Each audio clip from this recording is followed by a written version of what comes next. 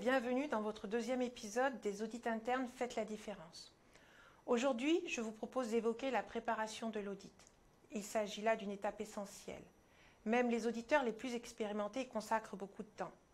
Dans cette vidéo, je vais vous présenter les thèmes sur lesquels il convient d'être vigilant. Commençons par évoquer les points clés. La première phase de la préparation est la revue des documents fournis par l'audité, ainsi que le recueil des informations que l'auditeur aura pu recueillir sur l'entité à auditer. Elle permettra d'établir le plan d'audit qui permet l'organisation des activités d'audit et sera fourni à l'audité. Ce dernier est un maillon essentiel pour l'atteinte des objectifs de l'audit. Dans un second temps, la revue documentaire permettra d'établir le guide d'entretien.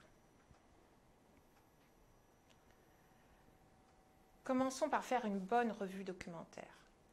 Le premier objectif de la revue documentaire est de comprendre les activités de l'audité, son contexte, son organisation. Cela doit permettre aux responsables d'audit d'identifier les activités les plus importantes par rapport aux objectifs d'audit, celles les plus à risque.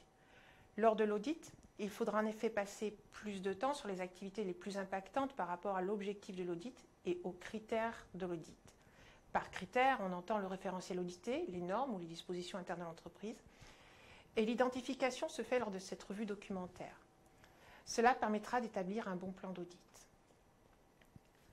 Dans un second temps, le responsable d'audit appréhendera les risques de l'audit sur les activités de l'audité. Par exemple, risque de contaminer un espace de travail, de désorganiser une production, comme le travail à la chaîne par exemple, d'interférer dans une relation avec le client de l'entité auditée. Enfin, la revue documentaire permet d'identifier les points à approfondir, ceux qui nous interpellent, mais toujours dans un esprit de bienveillance. Il ne faut surtout pas faire à cette étape une course à la recherche de non-conformité. On évalue la conformité et on identifie ce que l'on souhaite vérifier lors de l'audit. Le plan d'audit va permettre d'organiser les activités de l'audit.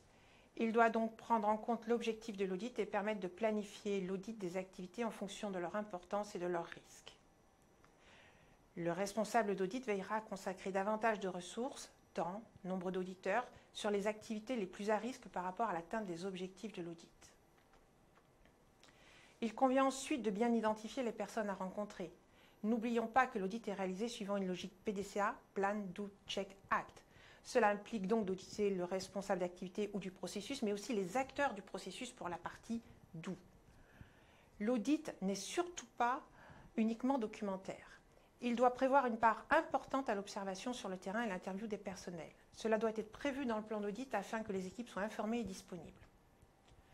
Ce plan d'audit est bien évidemment présenté aux responsables de l'audité et revu si nécessaire pour assurer l'atteinte des objectifs. Chaque auditeur va préparer son guide d'entretien qui va lui servir de fil conducteur pendant l'audit. Il suit la même logique que le plan d'audit. Il faut éviter de faire une liste exhaustive de questions. Le guide d'entretien ne doit pas limiter l'étendue de l'audit par un questionnaire trop long qui donnera plus un sentiment d'interrogatoire que d'écoute des audités et de recherche de pistes d'amélioration. Il doit comprendre les points essentiels, notamment relevés lors de la revue documentaire.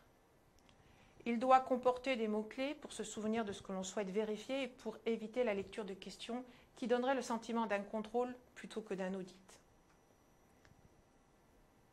En conclusion, la préparation de l'audit est une étape majeure dans la réussite de l'audit.